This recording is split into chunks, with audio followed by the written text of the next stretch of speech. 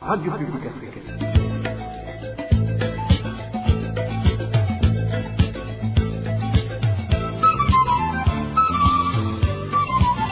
Radio Publique Africaine.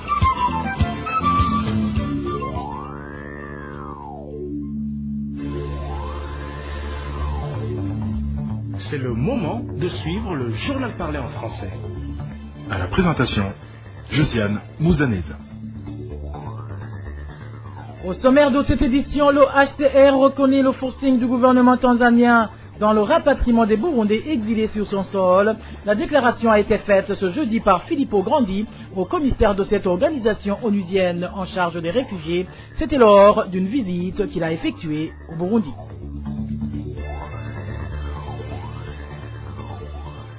Le ministre de la Justice est appelé à poser des actes concrets au lieu de se contenter de beaux discours. Dans ce journal, vous écouterez la réaction de la CAT Burundi qui trouve regrettable que le gouvernement burundais soit incapable de trouver la solution du manque de nourriture dans les maisons carcérales, une situation qui perdure depuis plus de 2 ans. Dans ce journal, nous vous parlerons également de l'impasse dans laquelle les cultivateurs de Gitega se trouvent. C'est le moment où ils n'arrivent pas à se procurer les engrais chimiques. Voilà pour les grandes articulations. Bien le bonsoir chez vous, mesdames et messieurs. Tout de suite, le développement de ces titres.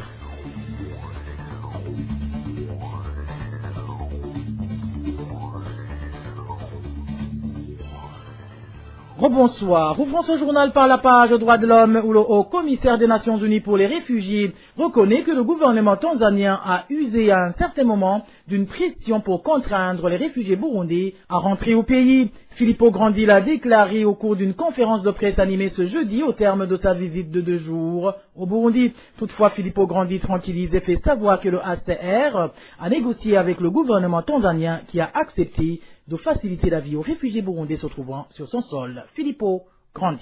De pression sur les réfugiés burundais, notamment de certaines déclarations de la leadership tanzanienne à l'époque, plutôt qui faisait état d'une pression pour que les gens rentrent plus rapidement. Un état de ras-le-bol presque de cette hospitalité qui dure depuis très longtemps. N'oublions pas que la Tanzanie a hébergé des réfugiés burundais depuis les années 70, peut-être même 60, par des vagues successives. Je dois vous dire que, bien sûr, on a toujours essayé de modérer cette position, d'aider la Tanzanie à garder les gens qui ne veulent pas rentrer avec une aide plus poussée.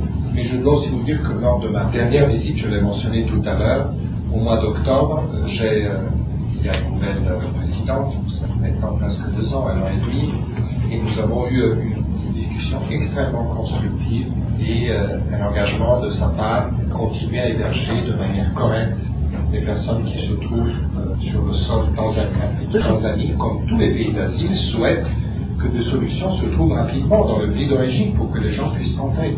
Ça, c'est la même situation partout, et c'est pour cela qu'on essaye d'investir plus dans l'appui à ceux qui veulent rentrer pour qu'ils puissent le faire en sécurité et en dignité. Lors de son séjour, Filippo Grandi a visité le camp des réfugiés congolais se trouvant à Chichemele, en province Chibitoke. Le patron du HCR en a profité pour demander au gouvernement burundais d'accorder une certaine liberté à ces réfugiés afin qu'ils puissent exercer des activités génératrices de revenus et ainsi éviter de toujours dépendre aux aides humanitaires. Encore une fois, Filippo Grandi, au commissaire des Nations Unies pour les réfugiés. J'ai peut-être oublié d'ajouter un point important sur la question des réfugiés congolais. Premièrement, je l'ai déjà dit, je pense que malheureusement c'est une situation qui va durer. On espère qu'ils puissent rentrer un jour chez eux, mais je ne pense pas que c'est pour tout de suite.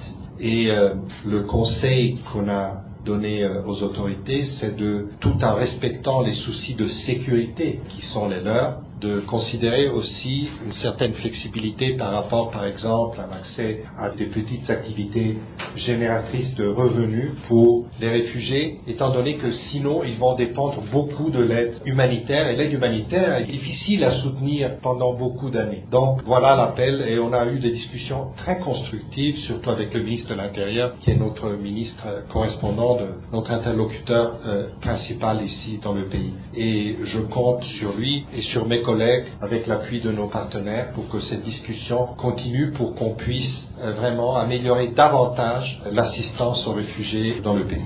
Après cette visite, Filippo Grandi s'est envolé pour Dodoma, la capitale politique tanzanienne, où il est prévu qu'il se rende dans les camps tanzaniens hébergeant des Burundais. Droits de l'homme toujours, la ministre de la Justice devrait sortir de son silence et poser des actes concrets afin que les détenus ne meurent pas de faim.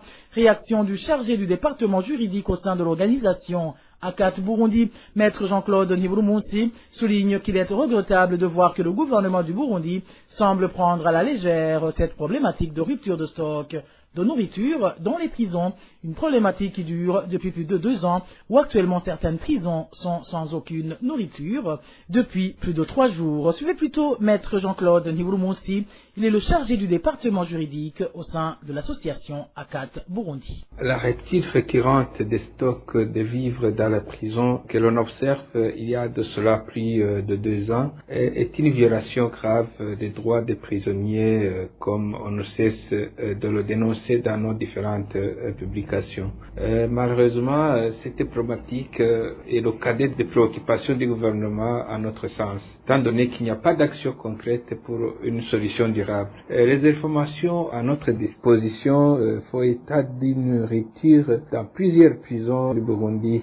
Fin janvier, il n'y avait pas d'eau haricot partout dans les prisons établies sur le territoire du Burundi. Aujourd'hui, on constate que dans la prison de Bubanza, ça fait 4 jours qu'il n'y a ni farine ni haricots. À la prison de Bururi, ça fait aussi 4 jours qu'il n'y a ni farine ni haricots. À la prison de Muramvya, il n'y a pas de farine, et un petit stock de haricots. Et à Bujumbura, c'est la même chose, il y a toujours les petits de stock, même aujourd'hui où il n'y a pas de farine ni haricots. Nous recommandons au ministre de la Justice qui est en charge de la gestion des prisons dans ses attributions de sortir de son silence et agir pour que les prisonniers ne meurent pas de faim. Ils n'ont aucune source de revenus pour subvenir à leurs besoins. Le gouvernement est le responsable de leur alimentation en vertu de la loi portant le régime pénitentiaire au Burundi. Mais si problème il y a, que le gouvernement fasse recours à la solidarité nationale, comme c'est déjà fait, il y avait un besoin urgent. Parlons à présent gouvernance. Ce jeudi, nous vous avions parlé du limogeage du chef financier de Globoport Services Burundi. Il venait d'accuser le directeur général intérimaire de cette société de mauvaise gestion.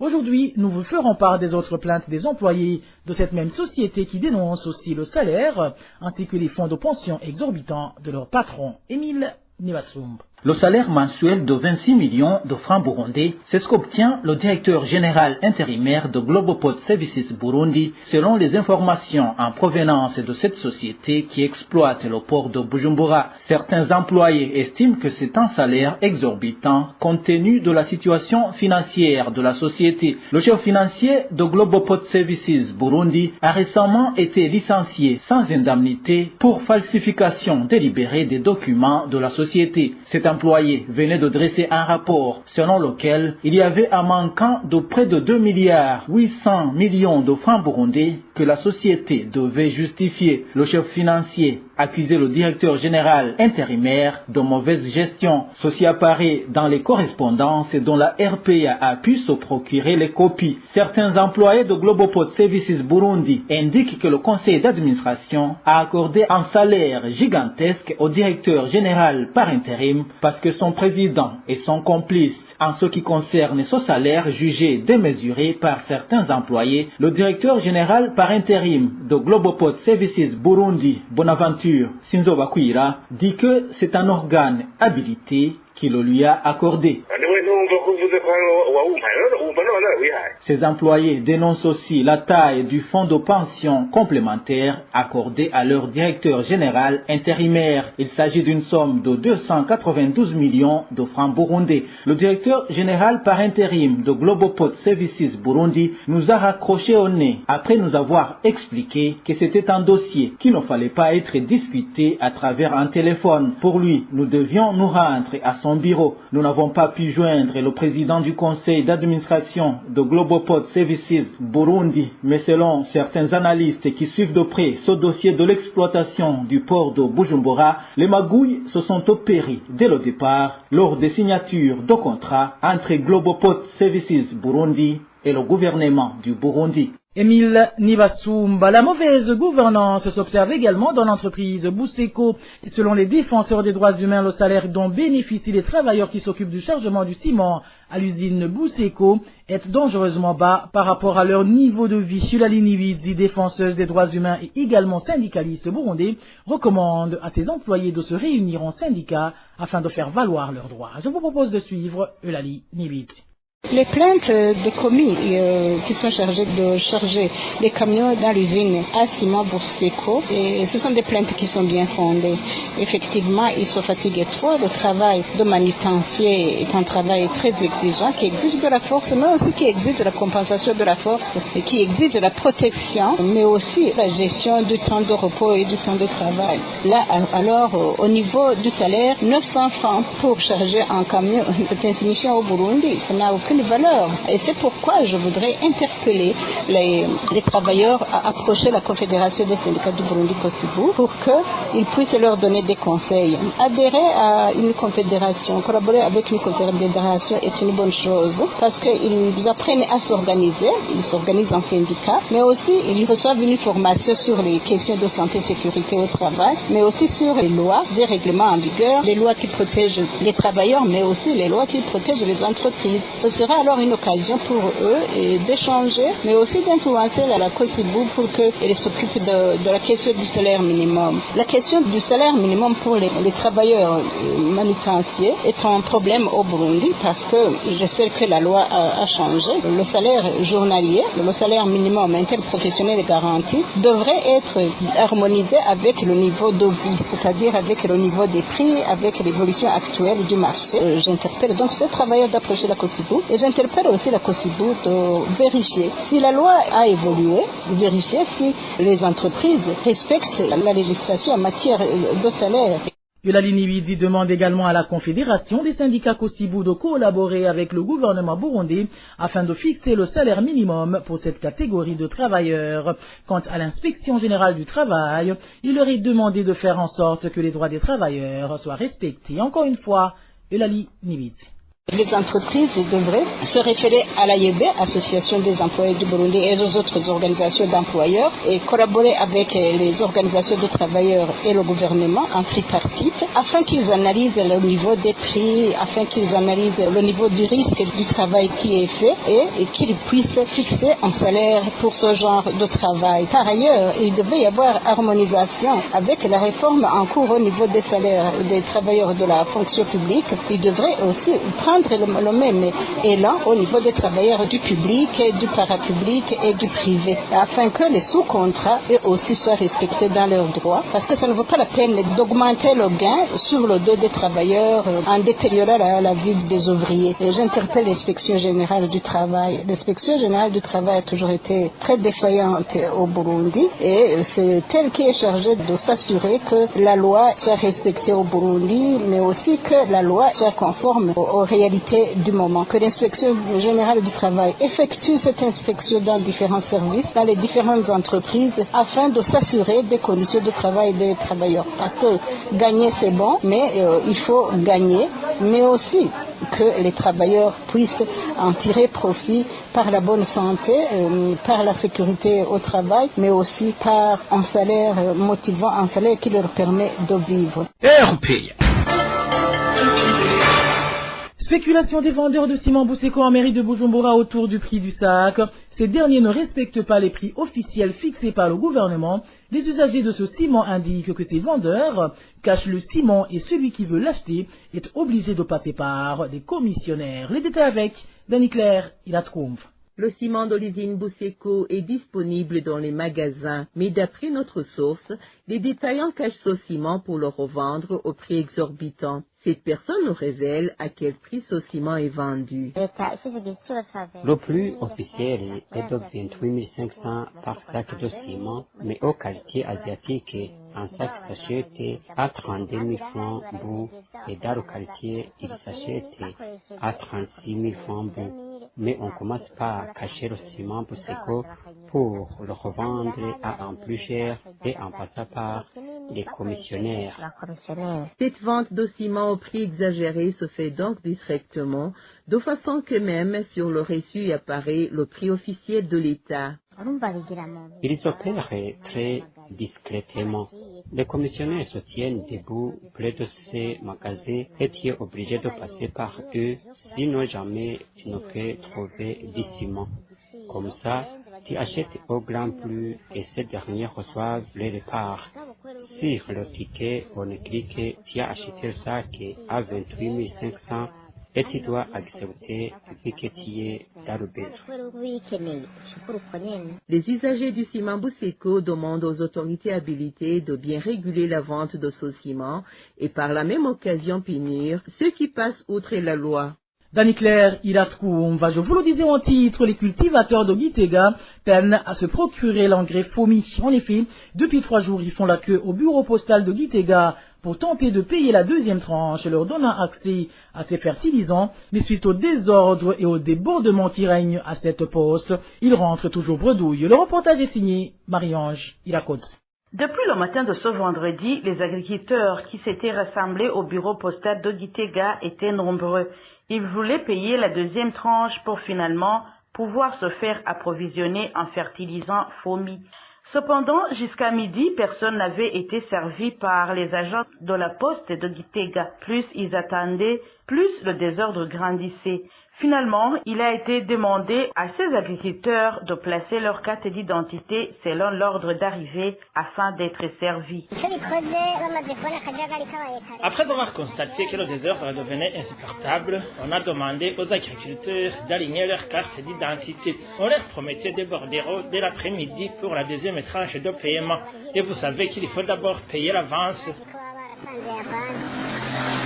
Non seulement ces agriculteurs indiquent qu'ils perdent du temps puisqu'ils se présentent au bureau postal de Gitega depuis mercredi, mais aussi ils indiquent qu'ils sont déjà en retard avec la saison culturelle B. Parmi ceux qui font la queue au bureau postal, il y en a ceux qui sont là depuis mercredi.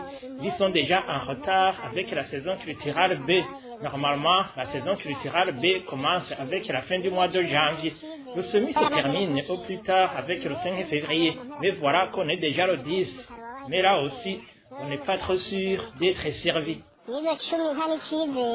Ces agriculteurs demandent aux instances habilitées de corriger la manière dont ils procèdent pour faire parvenir le fertilisant FOMI à la population. Vraiment, il faut que l'on change le système de distribution de fertilisants FOMI. Les agriculteurs paient avant même la production à l'usine. Après la production, ils attendent d'être servis, mais en vain.